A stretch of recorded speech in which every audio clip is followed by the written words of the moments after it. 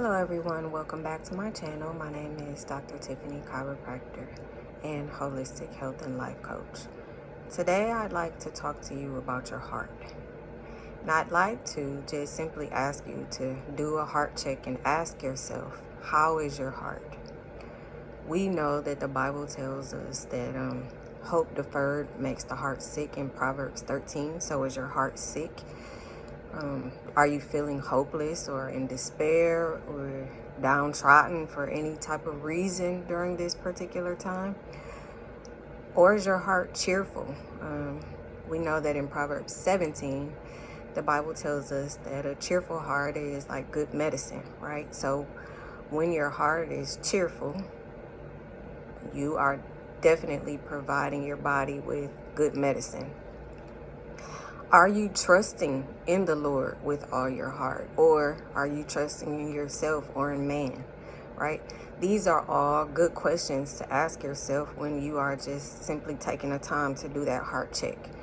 When you think about your physical body, I'd like for you to take the time to process what happens when someone has a heart attack or when someone passes out or anything of that nature. The first thing that first responders do is check for a pulse. That pulse, or lack thereof, tells that responder what the heart is doing. If there is no pulse, or if the pulse is faint, right, they will attempt to do CPR. The truth of the matter is, once the heart stops beating, the physical body is dead. And it is the same with our spiritual heart, right? We know also that the Bible tells us that the heart is wicked, like above all things. So if your heart is wicked and your heart is dark and your heart is not merry or happy or cheerful, or you're not trusting in the Lord with all of your heart, then your physical body will follow, right? And the same is true with the opposite. If you are trusting in the Lord with all of your heart, then your physical body and your life will also follow, and you will see the benefits. So it's very important for you to do a heart check regularly. Evaluate your heart, because things happen to us in life that sometimes we have no control over, and it can be devastating.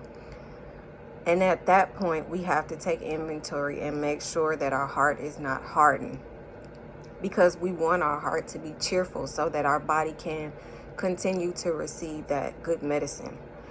We don't want our heart to be sick, because what happens with prolonged sickness, it leads to dis-ease, which leads to disease, right? We know all of those things. We've kind of talked about them in previous videos. So I'd like to challenge you to take evaluation of your heart. If your heart is not in a good place, I ask you to simply just reach out to the Lord, talk to him, because he is the only one that can fix it. We can't do it on our own.